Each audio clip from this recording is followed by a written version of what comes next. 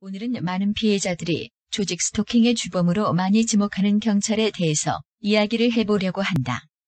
조직 스토킹은 원래 경찰이 하는 스토킹이라는 분석글을 가져와 봤다. 저자 리더 비서 박사. 노르웨이의 역사학자이자 정치과학자로 영국 옥스포드 대학에서 중동지역 연구 논문으로 박사 학위 취득. 미국의 이라크 침공을 주요 언론의 시각과 다르게 올렸다가 피해자가 됨. 많은 사람들이 인생을 살면서 집단 따돌림을 어느 정도 경험해봤을 것이다. 동네, 학교, 직장은 집단 따돌림이 일어날 수 있는 보편적 무대다. 집단 따돌림은 사회적 고립, 마약 의존, 자살 시도를 유발하는 파괴적 행위이다. 고맙게도 대부분의 경우 제한적 요소가 존재한다. 예를 들어 개인의 집 안으로까지는 파고들지 못한다. 극단적으로 다른 지역, 다른 국가로의 물리적 재배치도 해당된다. 만약 학교 앞에서 기다리고 있는 일진들이 국가라고 가정해보자. 개인의 가정에 감시 장비를 설치하고 어느 지리적 장소 혹은 다른 국가로 이동하더라도 모든 동선을 추적할 자원과 권한이 있는 국가라면 어떨까? 조지 오웰의 1984에서나 나올 법한 전체주의 국가라야 가능할까? 아니다. 현재 서구 여러 민주국가에서 정부 지원의 집단 협박을 실시하고 있다. 다양한 이름, 다양한 모습으로 작전이 진행 중인데 모두 경찰 스토킹이란 표제 아래 포함될 수 있다. 이 경우 가해자는 국가인데 형식과 활동 방식은 10대들의 왕따와 상당히 유사하다. 다른 점이라면 한 개인의 인생을 손상시킬 자원과 잠재력이 훨씬 방대하다는 점이다. 인권 측면. 스토킹은 경찰을 화나게 한 개인을 합법적으로 처벌할 수 없거나 그들의 분노를 법적으로 표출하기 싫을 때 경찰이 사용하는 수단이다. 목표 대상은 소수 집단이나 주류에 속하지 않는 행동을 하는 개인들로 법적인 처벌 근거가 없는 자들이 대부분이다. 오토바이 폭주족, 정치적 주변 집단, 인권운동가, 학문적 반대 세력 등이 여러 서방 국가에서 이 작전의 희생자가 되어왔다. 경찰 스토킹은 그들의 무지로 일반적인 범죄자 처리 방안에 포함시킬 수 없을 경우 막대한 권한 남용을 하며 시작된다. 기소가 불가능하기 때문에 목표는 주로 대상자가 특정 지역을 떠나도록 몰아붙이게 되는데 스토킹 작업은 전국 어디서나 이어지고 국제적으로 연장될 때도 있다. 경찰 스토킹은 덴마크, 프랑스, 이탈리아, 네덜란드, 노르웨이, 영국을 포함하는 유럽 여러 국가와 미국에서 시행되고 있는 것으로 알려져 있다. 아직 표준화된 명명법은 존재하지 않는다. 경찰 스토킹을 묘사하는 용어들은 영어로는 눈에 띄게 하는 감시, 노르웨이어로는 밀착 밍, 덴마크어로는 밀착 마크, 네덜란드어로는 방해 목표물이란 의미를 내포하고 있다. 경찰 스토킹은 경찰 활동 중 가장 비열한 형태 중 하나이다. 18세기 유럽에서 시작된 시민혁명의 기본 원칙들과 대부분 위배되는데 경찰이 잘못했다고 생각하는 개인을 법정에 세울 때 개인에겐 합당한 절차와 이에 제기할 불가침의 권리가 있지만 경찰은 이런 것은 안중에도 없다. 현대 서구 사법 철학에서 가장 신성한 개념 중 하나는 경찰이 누군가를 목표로 삼아 뒤쫓으려면 정당한 절차에 의거해야 하고 그러지 못할 시민간인을 성가시게 하지 말아야 한다는 것이다. 이런 원칙은 UN 인권헌장에도 잘 나와 있다. 5조 무자비하고 모욕적인 대우에서 자유로울 권리, 7조 법 앞에서 평등함, 6조 10조 재판받을 권리, 11의 유죄로 밝혀지기 전까지 무죄 추정의 원리, 11비 법적인 위반 행위가 없을 시 처벌로부터 자유로울 권리, 12조 사생활 보호권. 유럽의 인권국제협정도 이런 권리는 보장하고 있다. 3조 비인간적 모욕적 대우, 6조 재판받을 권리, 무죄 추정의 원칙, 7조 법을 통하지 않는 처벌 불가, 8조 집에서 사생활 보호권. 이 사항들은 모두 국가 권력이 시민을 기소하거나 자유를 박탈하려고 할 때 지켜야 할 최소 기준을 부여하는 조항이다. 이런 기준을 위반한다면 경찰의 법집행기관으로서의 정당성은 없어지게 된다. 경찰 스토킹은 현대 서구의 사법체계 전통을 역행하는 처사다. 경찰 스토킹은 상이함과 비주류를 법적인 절차 없이 범죄자로 지목하는 비공식적 행위와 연관이 있다. 범법 행위와 거의 연관이 없기 때문에 피해자가 경찰과 공식적으로 마주할 일은 거의 없다. 대신 경찰은 형법과 연관된 어떤 것이라도 기소할 만한 기회를 찾기 위해 주변을 맴돈다. 기존 기소 절차 대신 경찰은 자기네들의 규약으로 피해자를 압박해 나간다.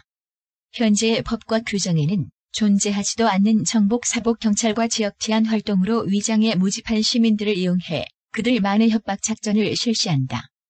다양한 분야에서 모집한 시민을 참여시키는 스토킹은 무죄 추정의 원칙을 더욱 심각하게 위반하고 사회적 고립은 개인을 다른 지리적 영역으로 쫓아내는 효과가 있으므로 경찰은 이 방법을 애용하려 한다.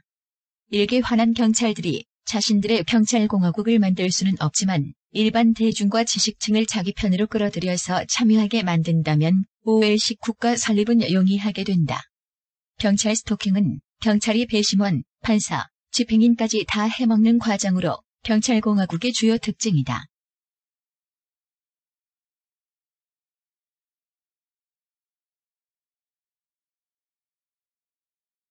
경찰 스토킹 원리. 경찰 스토킹에 쓰이는 정확한 수법은 국가마다 상이하지만 기본은 동일하다. 피해자의 동선을 면밀히 추적하는 것은 가장 기본이다.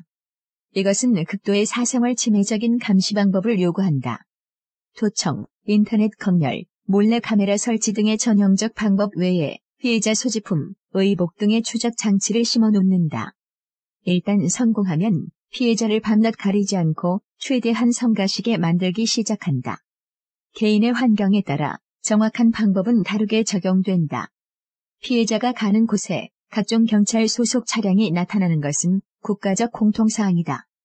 공개 감시란 용어의 유래.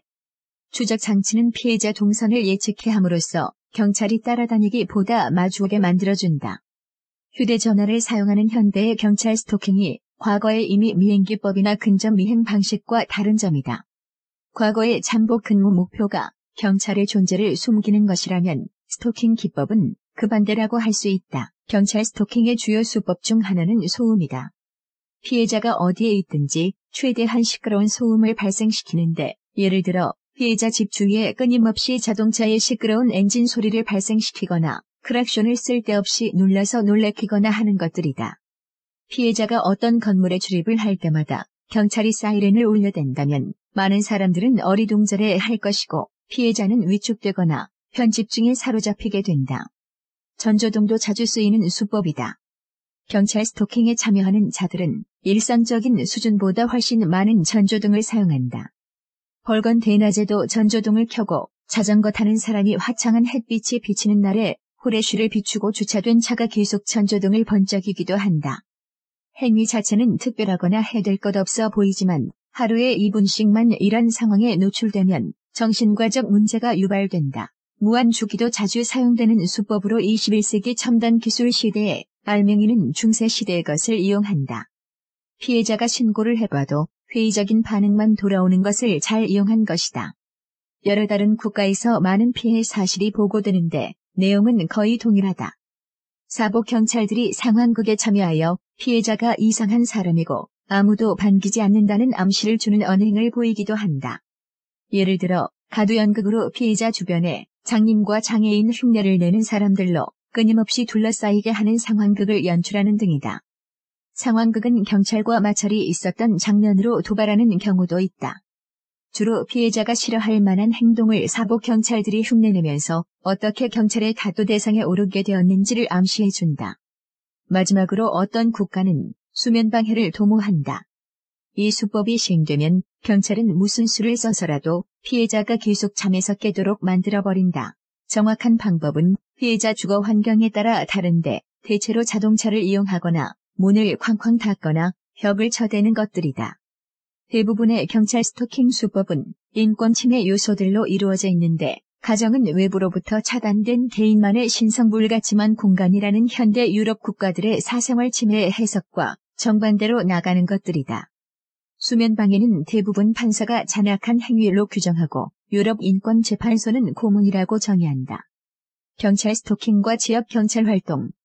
경찰 스토킹에 가담하는 많은 민간인들은 여러 가지 종류다.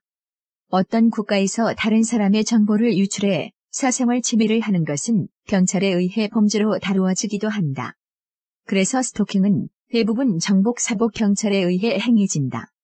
어떤 국가에서는 지역기관 조직의 가담도 이루어진다. 예를 들어 구급대원이 구급차나 앰뷸런스로 스토킹을 하거나 쇼핑몰이나 관공서 안전요원이 피해자를 위협하는 일도 하고 슈퍼마켓, 식당, 호텔 등의 서비스업 종사자들이 동원되기도 한다. 경찰이라는 이점으로 돈이 궁한 자들을 경찰 업무 협조라는 이유로 매수해 사무실이나 식당에서 시끄러운 소음을 발생시켜 피해자가 자리를 뜨도록 만드는 행위를 하면서도 그들로 하여금 법적인 문제나 인권 문제를 전혀 고려하지 않게 만든다. 여러 나라에서 경찰의 요구에 조건반사 수준으로 법적인 문제를 고려하지 않고 참여하는 많은 시민들이 있다는 것은 슬프지만 소위 자유주의 국가의 두드러진 특징 중의 하나이다. 사회에 만연한 경찰 스토킹의 각하의 행위는 일반적인 집단 따돌림보다는 덜 해로워 보인다. 주목적은 일상에서 흔히 일어날 수 있는 평범해 보이는 일을 피해자 주변에서 끊임없이 발생시켜 정신과적 문제를 야기하는 것이다. 예를 들어 고의적인 소음을 발생시키면서 상점에서 사람들이 좋은 하루라고 피해자를 보고 인사하는 수법을 쓰기도 한다. 좋은 하루라고 인사하는 나라도 있지만 그런 인사를 하지 않는 나라에서 이용한다.